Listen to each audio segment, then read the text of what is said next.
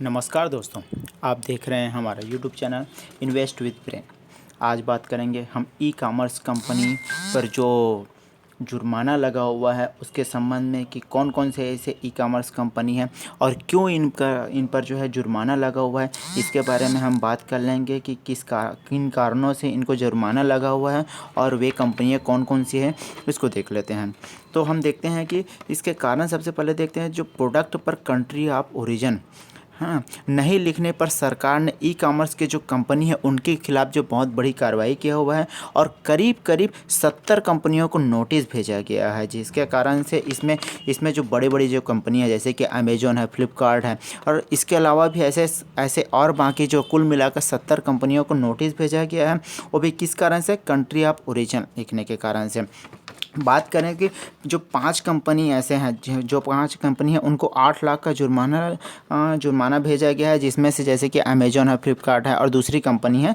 उन 5 कंपनियों को 5 लाख का भेजा गया है और बाकी कंपनियों को उसकी जानकारी आते ही हम आपको जो है बताते हैं। और दूसरी नेक्स्ट बात यदि कहा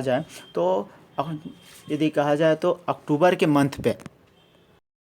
सॉरी अक्टूबर का मंथ नहीं है, जून के महीने में, जैसे कि जून 2020 में लद्दाख में जो चीन का जो गतिरोध आया हुआ था उसके कारण से चीनी सामान का जो बहिष्कार करने के लिए उठा हुआ था, उसके मद्देनज़र देखते हुए कि 26 जून 2020 को जो ई कॉमर्स कंपनियों के जो ग्रुप है कंट्री ऑफ ओरिजिन प्रदर्शित करने का फैसला किया गया था, जिसमें ई कॉमर्स के जो कंपनी हैं उनके द्वारा जो वीडियो कॉन्फ्रेंसिंग के माध्यम से उस कदम के बाद निर्णय लिया गया था कि इनके द्वारा जो है आपका प्रोडक्ट पर कंट्री ऑफ ओरिजिन लिखा जाएगा। इस पर यदि कहा जाए तो जो दिल्ली हाई कोर्ट है, जो दिल्ली हाई कोर्ट ने भी जो ऑनलाइन बेचे जाते हैं उस सामान पर जो निर्माता देश के नाम दिखाने की मांग वाली याचिका पर भी सुनवाई के बाद जो केंद्र और अन्य संबंधित लोगों को नोटिस भेजा गया था, जिस पर दिल्ली हाई कोर्ट ने ई कॉमर्स वेबसाइटों पर बिक्री के लिए पेश किए गए उत्पादों पर एमआरपी, विक्रेता विवरण, निर्माता का नाम, निर्माता का देश को लेकर ई कॉमर्स वेबसाइटों को निर्देश देने की मांग वाली याचिका पर केंद्र से जवाब मांगा था। उस पर यदि कहा जाए तो जैसे कि चीन का जो गतिरोध आ रहा था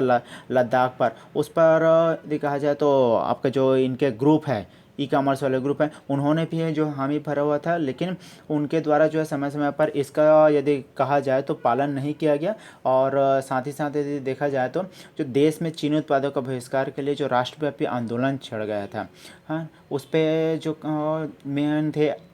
confederation of all India traders CAIT और अखिल भारतीय व्यापारियों के संगठन ने जो सरकार का ये जो निर्णय है उसको स्वागत किया हुआ है। और साथ ही साथ यदि कहा जाए तो ये जो नियम है और कंट्री ऑफ ओरिजिन का, इसको यदि कहा जाए तो इसका मेन उद्देश्य है मेक इन इंडिया और आत्मनिर्भर भारत अभियान को बढ़ावा देने के लिए। और ये सही भी है कि जैसे कि चीनी सामान का जो बहिष्कार हो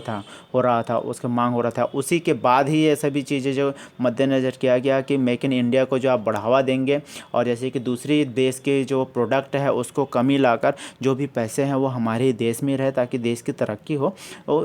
और कंट्री ऑफ ओरिजिन का जो है कंपनी फॉलो नहीं कर रहा था, उसके कारण से इन ई कॉमर्स कंपनियों पर यह जुर्माना लगाया गया है। और आगे की न्यूज़ देखने के लिए हमारे यूट्यूब चैनल को